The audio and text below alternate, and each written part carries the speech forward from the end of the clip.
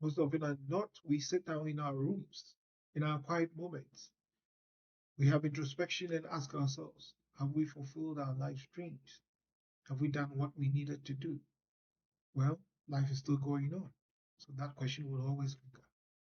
It is now that I have come to realize that this is a question that everyone keeps asking himself. You know, it was one afternoon when we were all trooping to the notice board. I was a bit confused. I didn't know what to expect, but I know I've put in enough work. I've gone through the interviews, and now it was only for the shortlist for me to announce to my parents that I made it. As I skimmed through the list, I just couldn't see my name. That was shocking. I took a step forward, as if I could not see very well, as if I needed lenses, but that was not it. It was simply the fact that my name was not among the selected list for the medical school. I did not make it, and that was pretty sad.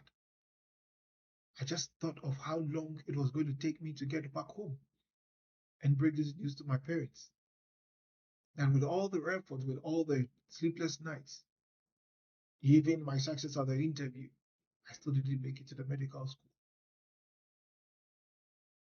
But looking back, it just made meaning to me. The very text of Isaiah 55, 8 to 9. It says that for my thoughts are not your thoughts, nor my ways your ways. Just as the heavens are higher than the earth, so are my thoughts higher than your thoughts, and my ways higher than your ways. You know, I am number five of eight siblings. So, of course, I am not a David who would be kept in the wilderness. However, in the scheme of things, I am ranked number five. So, you need to make a lot more effort to be seen. Just to give you a perspective, by the time I got to the secondary school, the eldest had finished uni. So, you know the gap. After my failure to get into the medical school, I skimmed through university. I just took any course that would get me by. After all, I could not become a medical doctor, as I have always dreamt of, as my parents have always looked up to. Getting one of their children, especially me, to do that. I thought that it would compensate for the gap between the first and myself. But that was not the plan of God. His thoughts were higher than my thoughts, and his ways higher than my ways. Through the university, I became a student leader because I did not have much to learn. According to myself, I participated in virtually everything. I was even a student athlete, a science student, being a student athlete. You can imagine the workload going for labs here, doing presentations there, but still, I still found time out of that schedule to do all these things that gave me satisfaction. But what is important to me, and is important for us to note, is that throughout the 4 years of my schooling, my university days, I spent almost every part of every one of my vacations in village evangelism. It was something that came to me naturally that, oh, the school is breaking, so I should go for village evangelism. And I did that. It gave me satisfaction though, but I did not know what I really wanted. Now, after university, I went to the UK, joined my older brothers who were living and making life there. I thought, well, that's my route as well. I also go live there, live with them, make life, and make myself happy. Yes, I did make money, but I paid a lot of taxes as well. I think that was that part that really told me that this is not it for me. I cannot be working so hard and paying so much. What's the meaning to life anyway? So after a while, I decided to go back home to Ghana. And before I left, I realized that I had a deep inclination to the legal profession. So I started making inquiries. And by the time I had admission, I was already in Ghana. So I took my course in Ghana. I got married then, and for a whole 6 years, I put my young family, through the strain of studies, trying to make meaning out of my life. One thing I have left out, that it was in the UK that I had my first prophecy. A prophecy I vividly remember, that there is a call of God upon your life. And I was like, yeah, I'm here doing things that would make me happy. Is it because I'm serving in the church? Because I did serve in the church as well. But life continued for me as usual. When I was leaving the UK, I never thought of that prophecy. I came to Ghana. I was carrying out, going about my activities as usual. But I realized that I became a magnet for every prophetic encounter in a church.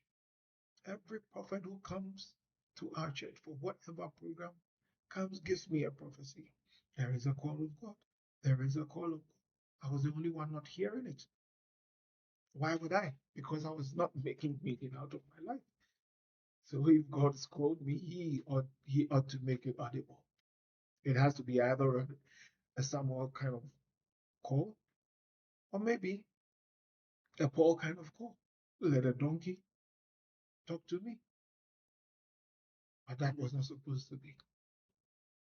Throughout my time, even when I started my legal practice, I realized how much I was spending time with the things of God.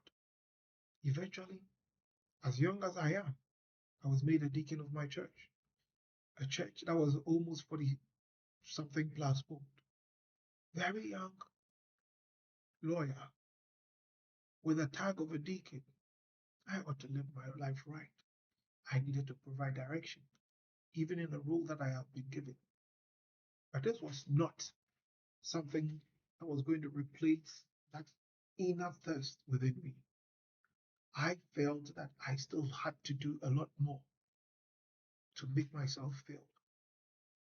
So whilst I was going through these processes and my deaconship and going through my practice, I realized that there is a sudden call within my heart that I needed to take the next step, for it was time.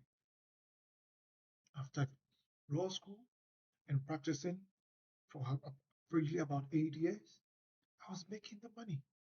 My family was getting comfortable. I was really not in need back in my country. But here is the case that I still felt some emptiness. I still felt some drive to do more for God.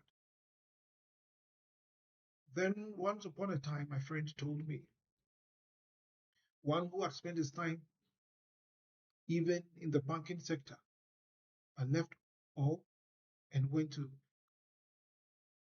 Bible school to get educated and became a pastor. He had moved to Canada and was telling me, brother, don't you think it is time for you to pay attention to this call of God? I said, why not? If God wants to make it that way, he should make it smooth. But here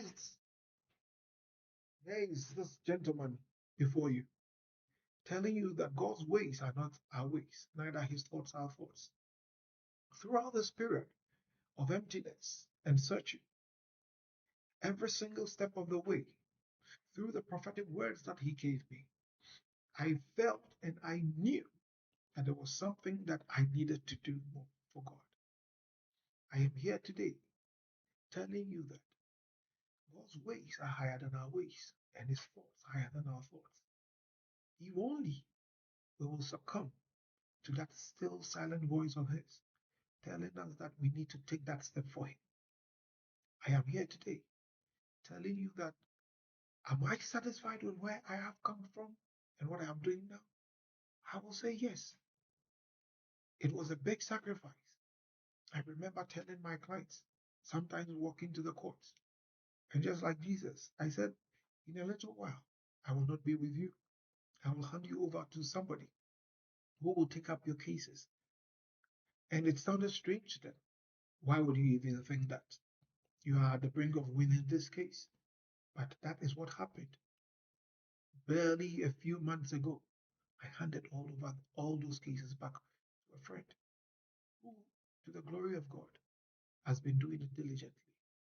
And I am happy because I am doing something that is giving me the direction to the next step. And most important to me, friends, colleagues, is the fact that in less than 2 weeks ago, I had the most profound prophecy again in another church here in Calgary. When the prophecy came, he says, God has called you into a mission, into a ministry, a mission to the world, nothing local. I cried, I wept, because this is something that I have been asking myself. Am I in the right place? Am I with the call of God? All I'm going to tell you today is that God's call, God's work, the inner desire for you to do a lot for God, it's still there. But are you listening to your thoughts? Are you following your ways? Just as his thoughts are higher than our thoughts, so are his ways higher than our ways. Can we just go back into our closet? Can we just keep asking solemnly in our silent moments that, Lord, show me your way and show me your thoughts? This is me. I believe I am following his thoughts and I am in his ways. Thank you.